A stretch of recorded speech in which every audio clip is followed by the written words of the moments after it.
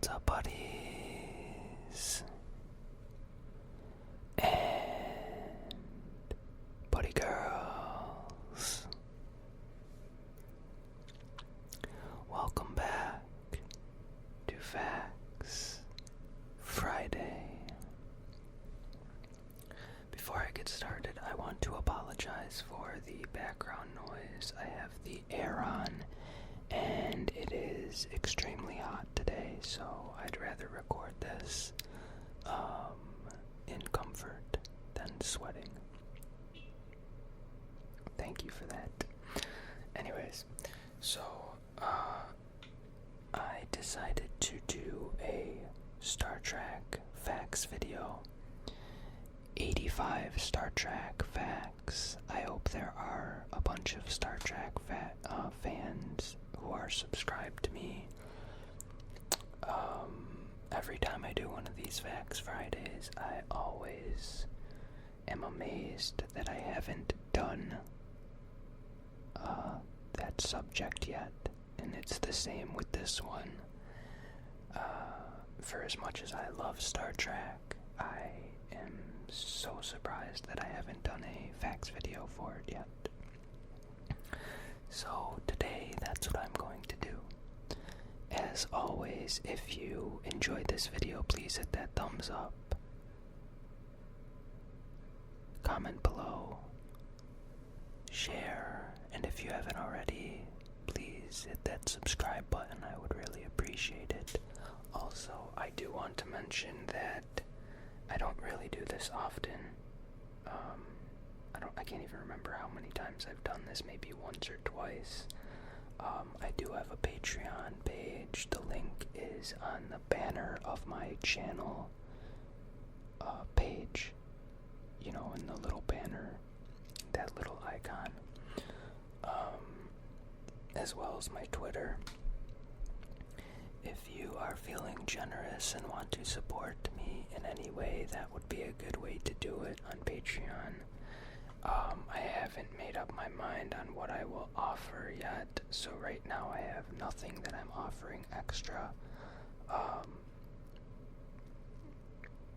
And that being said, I'm very busy these days, so I'm still trying to catch up on things. But I did think about something that I might offer right now. It is videos of books or anything that is copyrighted. I might offer that for my Patreons if they suggest something or something that I've already done. If you've noticed, I haven't done any of those Neil deGrasse Tyson books in a while, and the reason for that is there's been a lot of people with copyright issues. So I'm thinking about offering those as MP3 files and not uploading them on YouTube, so I don't run into any issues down the road. So yeah, that's something I will offer to my Patreons if they would like in the future. Okay, let's get started. Martin Luther King Jr. talked Nichelle Nichols out of leaving Star Trek, the original series. The popular line, "Beam me up, Scotty," was never said exactly in this way in the Star Trek series or film. An alternate juror for the 1996 Whitewater trial wore a Star Trek The Next Generation uniform with a phaser and tricorder during the trial. She was later dismissed for talking to a journalist.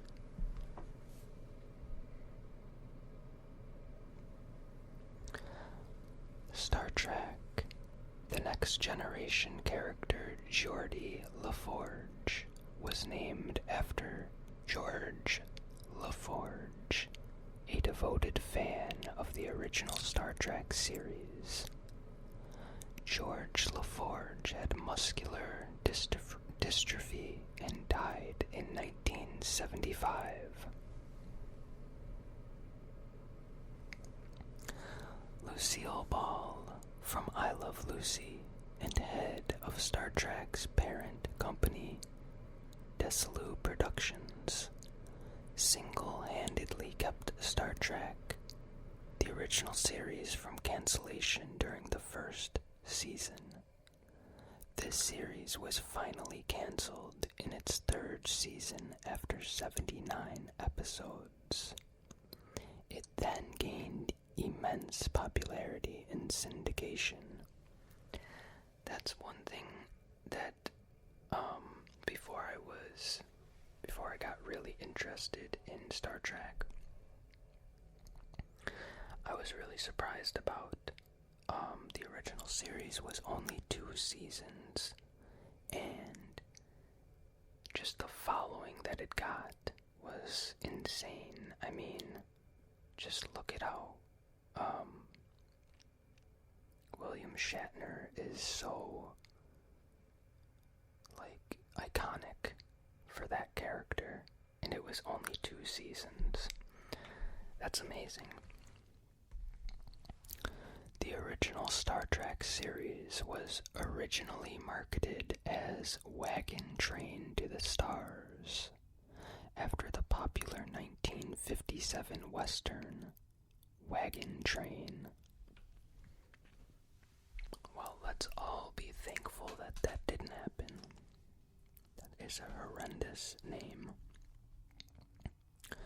Star Trek, the original series, aired from September 8th, 1966 to September 2nd, 1969. The show was a way for its creator, Eugene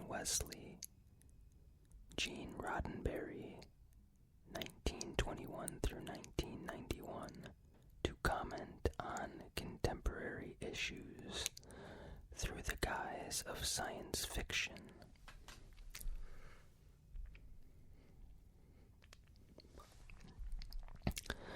Scientists from the Jet Propulsion Laboratory wore Spock ears while monitoring the Mariner 5 on its October 1967 flyby of Venus. Star Trek The Next Generation had the highest ratings of any Star Trek series. The popular 2009 Star Trek reboot movie is the 11th film in the Star Trek franchise. The film has earned high critical praise and has grossed more revenue than all previous Star Trek films. The Star Trek franchise includes 6 series: the original series, the animated series, The Next Generation, Deep Space Nine, Voyager, and Enterprise, totaling 726 episodes. And soon it will include the new Star Trek show, Star Trek Discovery, which I believe should be coming within a few months. Don't quote me on that. Gene Roddenberry initially cast girlfriend and later wife Majel Barrett as Captain Pike's number 1 first officer in the series' first pilot. NBC executives, however, demanded the character be cut because they said audience members could not relate to such a powerful woman character. It's crazy. Initially, NBC asked Gene Roddenberry to get rid of the guy with the pointy ears, partly because they were worried about his satanic appearance. Luckily, Roddenberry refused to cut Spock,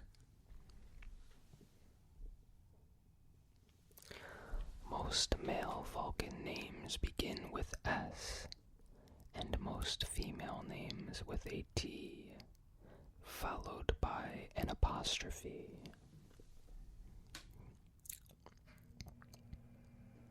And there the air goes again. The BBC banned ATNG, the Next Generation first season episode titled Conspiracy because of the graphic phaser death of Starfleet Inspector Dexter Remick, who was a host to a disgusting mother creature. The BBC also did not air a 1990 TNG episode titled High Ground due to Data's passing remark that Ireland would be reunified as a result of successful terrorist activities in 2024. BBC Two finally aired the episode in 2007.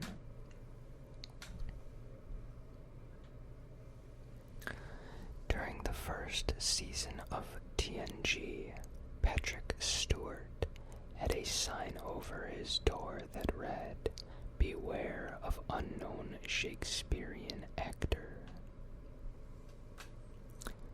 DeForest Kelley, 1920 through 1999, was the first of the 3 original members to appear on TNG.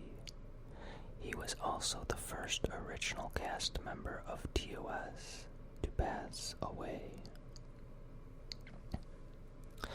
The Borg were initially conceptualized as being insects, but took on their ultimate form due to budget restraints.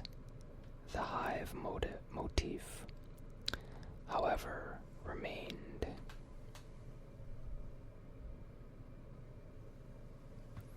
In the Star Trek universe, Zefram Cochrane developed faster-than-light warp drive around 2061 and conducted his test flight to Steppenwolf's Magic Carpet Ride. On impulse drive, it would take 400,000 years for the Enterprise to cross the galaxy. Warp engines work by allowing particles of matter and antimatter to commingle in a reaction chamber regulated by a dilithium crystal. When the particles interact, they destroy each other, giving off enough energy to allow the ship to warp into space. The Enterprise usually can operate safely from warp drive 1 to 9.2, traveling at warp 10 as seen in Star Trek Voyager, mutates humans into big salamander creatures. However, in the final episode of the preceding series TNG, All Good Things, Federation starships traveled at warp 13. In TOS, uniform colors indicated the wearer's role on the Enterprise. Gold uniforms indicated the wearer was on a command track. Blue meant the sciences, including medicine. Red indicated support services such as communications, engineering, or security. The star dates Kirk mentions in his captain's log each week in TOS are not based on our current Gregorian calendar dates. TOS star dates were largely arbitrary and were created just to let the audiences know the show took place in the future. Later Star Treks attempted to be more consistent with star dates.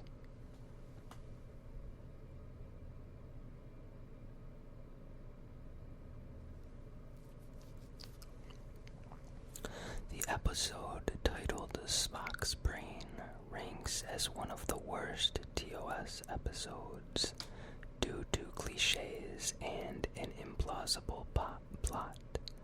The phrase Spock's brain has become a cultural term that refers to an unintentionally humorous television episode.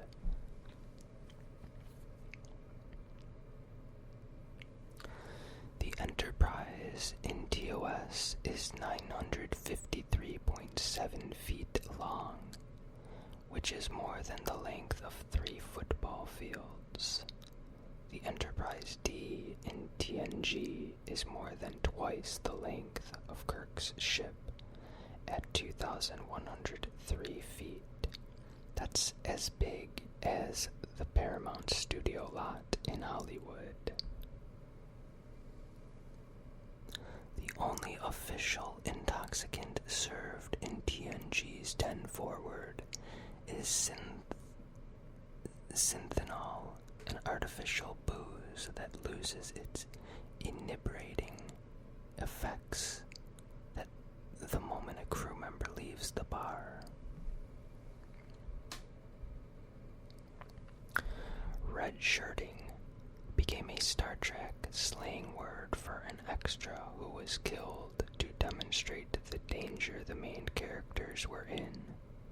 The extra almost always wore a red uniform, in tribute to the original series red-shirted Chief Engineer Olsen in Star Trek 2009 meets his death during an orbital skydive onto a drilling platform while Kirk and Sulu survive.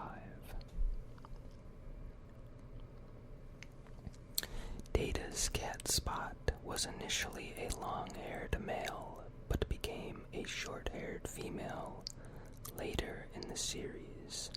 Data didn't seem to notice. Although Roddenberry was actively involved in the Star Trek animated series conception and production, he did not consider them to be canon or part of the established history of the characters he created.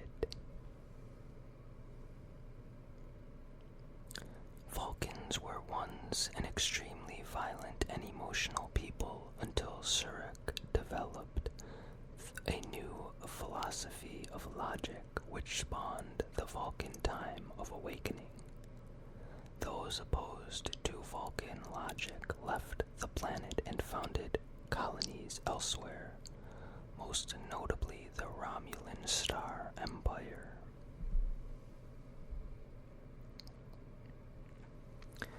Vulcans were one of the first to develop warp drive, and they helped humans navigate the perils of warp travel.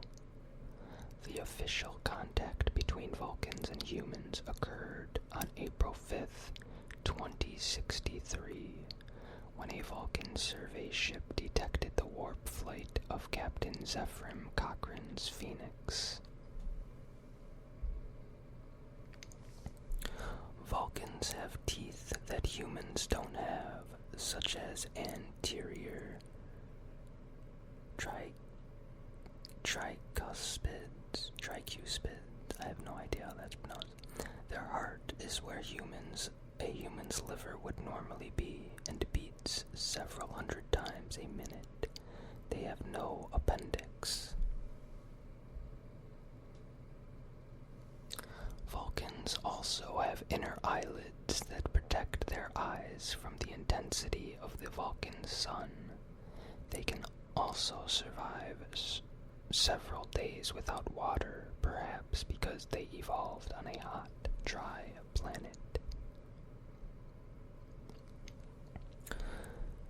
The Vulcan brain has been described as a puzzle wrapped in an enigma housed inside a cranium.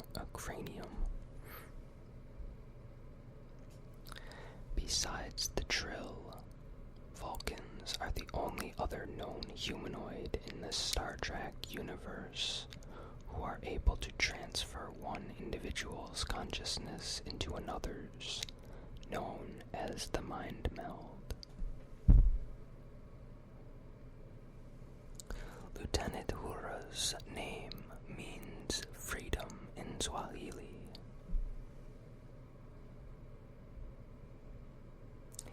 Kind of. I think they changed the real word they changed it to have an A at the end. I think I watched a YouTube video of her talking about that specific thing. Even though they prefer not to mate, Vulcans are compelled to reproduce by a ritual called Bonfar. Is that how it's pronounced? I think so. Once every 7 years, they are consumed by Placto. Man, I can't remember how to pronounce these. Or blood fever, in which they become savage and may even fight to the death. Please, if you know how to pronounce those, leave it in the comments. Because I forgot. Most Vulcans are vegetarians and do not touch food with their hands unless they are wearing special gloves. In an alternate reality established in the 2009 Star Trek film, Vulcan was destroyed by the Romulan Nero in 2258. When Spock sacrificed his own life to save the Enterprise from destruction at Khan's hand in the film The Wrath of Khan, Kirk could only say, "Of all the souls I have encountered in my travels, his was the most human." Dr. McCoy's nickname, Bones, seems to come from two sources. First, it may have derived from the old-fashioned colloquialism, sawbones, for a doctor. In Star Trek 2009, Kirk calls McCoy Bones after McCoy reveals his divorce left him just his bones. Jerry Ryan, the actress who played 7 of 9 in Voyager, turned down the role 4 times. James Doohan, or Scotty, did not have a right middle finger. He lost it during World War II.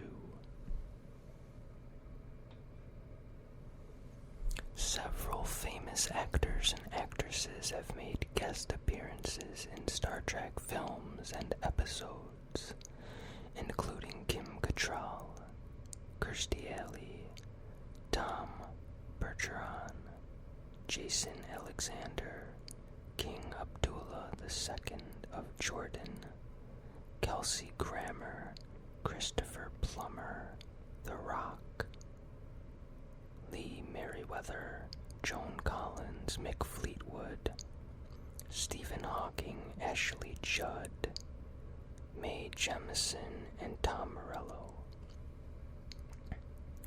Wait, didn't Seth MacFarlane did too. I know that for a fact. Actress Majel Barrett, I hope that's how she pronounces it. Roddenberry is the only actor to be in all Star Trek incarnations, including the animated series and films, before her death in December 2008. She completed the voice of the computer in Star Trek 2009. Star Trek 2009 is the first time Uhura has been given a name on screen. Nyoto, though she is referred to as Nyoto in the DC Comics, Who's Who in Star Trek.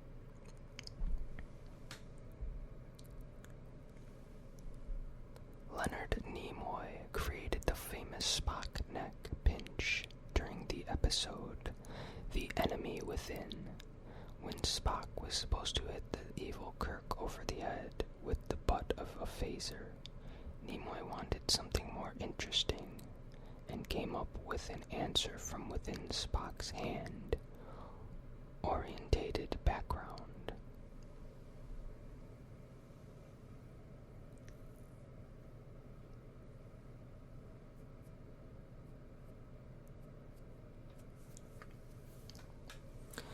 At the same time, the Star Trek series was beginning to create a loyal following.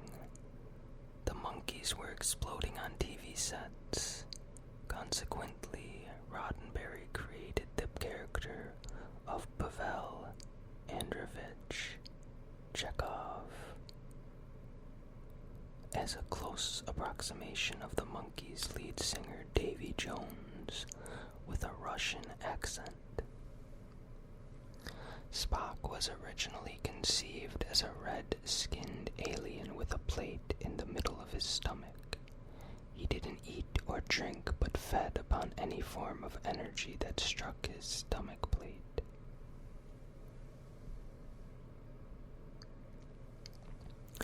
An October 1967 TV Guide ad by RCA cited Star Trek TOS as the reason to buy a color TV.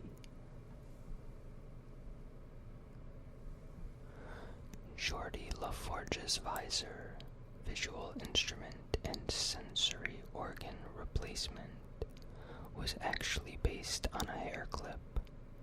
LeVar Burton describes wearing the visor as a living hell, as it gave him headaches and reduced his vision.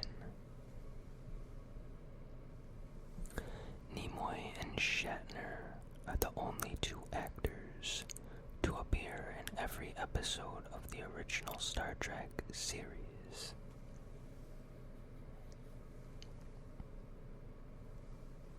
DeForest Kelley, Dr. McCoy, was originally offered the role of Spock. The USS Enterprise NCC 1701 from the original series has a crew complement of 430 men and women. The Enterprise NCC 1701D from The Next Generation has a crew complement of 1,012 men, women, and children, reflecting a more family-friendly and less warlike atmosphere than TOS. The Enterprise was initially a French sailing ship in 1671. A later ship was captured by the British Royal Navy in 1705 and renamed HMS Enterprise. The first Earth Starfleet vessel commissioned, Enterprise NX-01, launched in 2151 under the command of Captain Jonathan Archer of the Star Trek Enterprise series. Now, I know there's a lot of hate normally on the Star Trek Enterprise series, but I didn't mind it so much. I thought it was a pretty good series. I know there'll be people probably thinking, well, you're crazy, but I don't know. I always liked the person who played the captain. I can't remember his name. Did I just say it? No, I didn't. I just said Jonathan Archer. Okay, yeah, I can't remember his name, but I remember watching Quantum Leap, and I used to love that show as a kid too. Now that's an old show, but I still watched like episodes. I can't remember when that show came out either. Was it in the 90s? I don't know, whatever. But I used to love Quantum Leap, and so I just liked him as an actor, and I don't know, I got into Enterprise. I thought it was pretty good. I I got into Enterprise quicker than I got into other series, to be honest. I forgot which side I was on, so I'm gonna go here. Divorce Klingon style means slapping your spouse, reciting the words Nagas Thach Cha. I'm not even gonna something like that. Our marriage is done, and spitting in your spouse's face.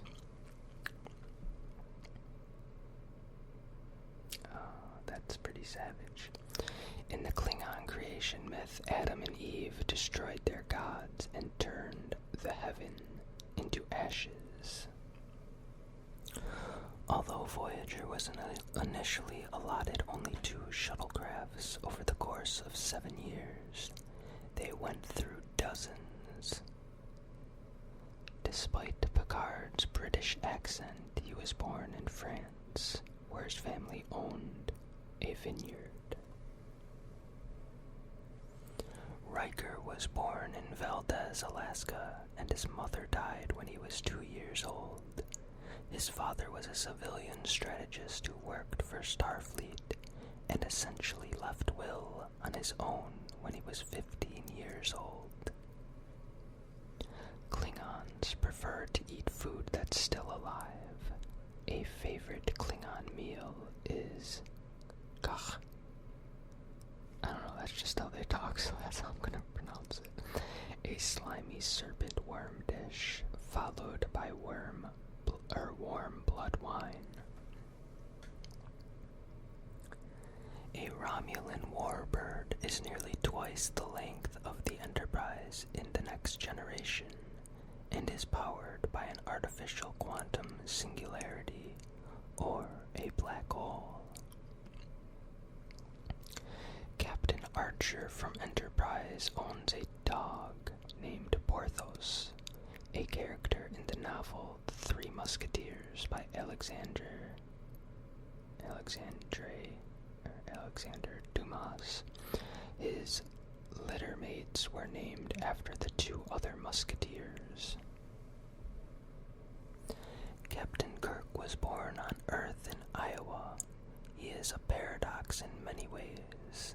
For example, he depends on technology, but likes resolving conflict with a hands-on approach, and he deplores humankind's violence, but has a distrust of apparent peace. Additionally, although he has a reputation of as a ladies' man, no woman has come between him and his career or his ship.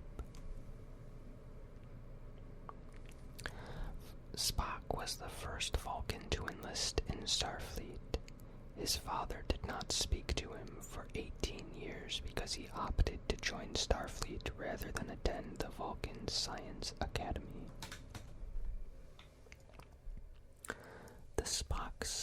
The signs Spock makes for live long and prosper is actually half of what is commonly done by the Kohanim Jewish priests when they bless the congregation. Both Nimoy and Shatner are from Jewish descent, and both are mentioned in Adam Sandler's Hanukkah song.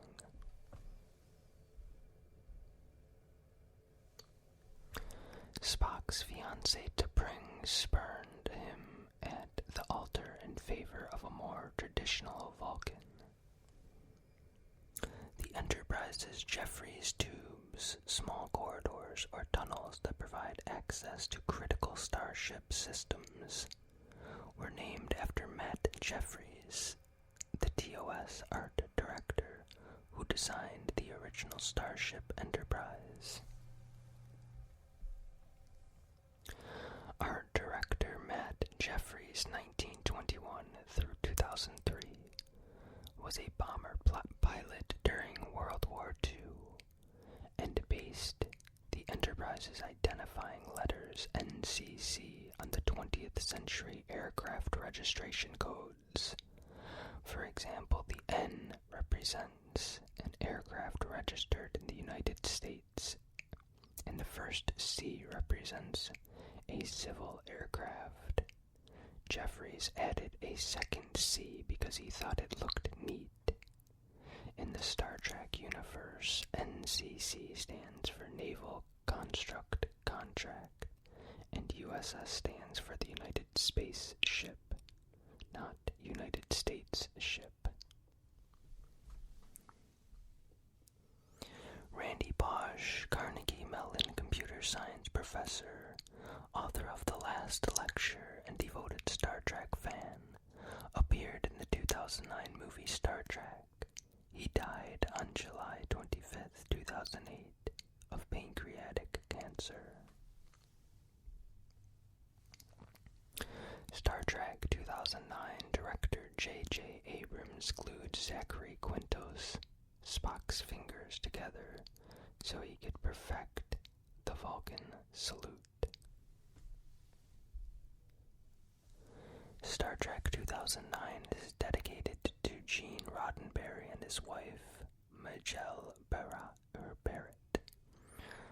According to Spock's mother, Amanda, humans cannot pronounce Spock's full name. It is written as Shintagai Spock, son of Shintagai Sirach. Yeah, that's butchered. Of Skan and Solkar of Vulcan.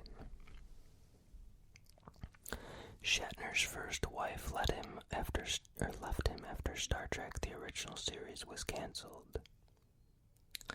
Shatner's favorite episode is The Devil in the Dark, because he says it contains all the elements that made Star Trek successful: intelligence and excitement. Captain Kirk's dramatic pauses in speech have been called the Shatnerian,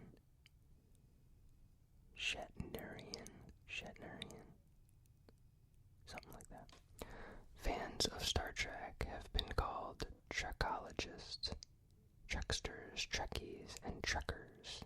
Some Star Trek fans prefer to be called Trekkers rather than Trekkies, though there is considerable debate about what the differences are between the terms. Roddenberry said Star Trek was influenced by A.E. von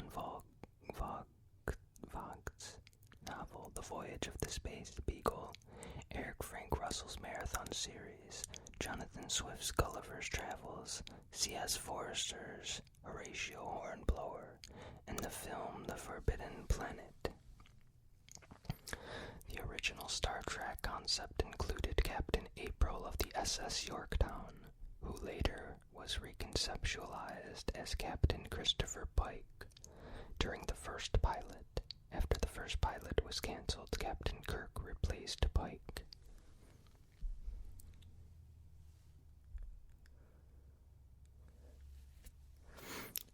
Hikaru Sulu was initially cast as the ship's physicist before being cast as helmsman for the rest of the series. The number 47 seems to make recurrent appearances in Star Trek, starting with the Next Generation. Apparently, writer Joe Menosky, who attended Pomona College, heard that all numbers are equal to 47.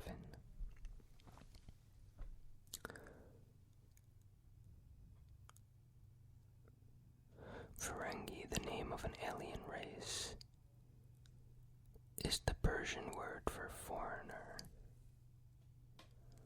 In the Voyager episode Deadlock, the Doctor has to deliver a baby of a human mother and Tarian father. Is that how it's pronounced? I'm the least familiar with Voyager. The baby has spiky ridges on its forehead, arranged in such a way that it would have lacerated the mother's uterus and vagina if the Doctor had not been able to manage the delivery by transporter beam.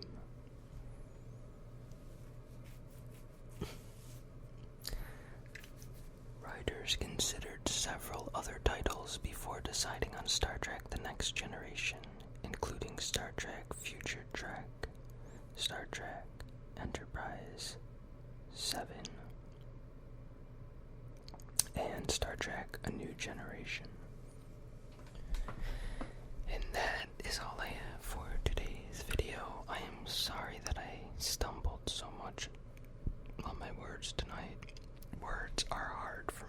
I don't know. I've been feeling like that I've been stumbling more and more through these videos lately. I think because I'm just tired and haven't had a chance to really turn off my brain since I came back from my little vacation. Yes, I had a nice, relaxing vacation for a little bit there, but I'm still busy with work and stuff, so it went right back into my busy schedule. Anyways, I will see you later. I hope you have a great weekend, and I really hope you enjoyed this video besides my mush mouth.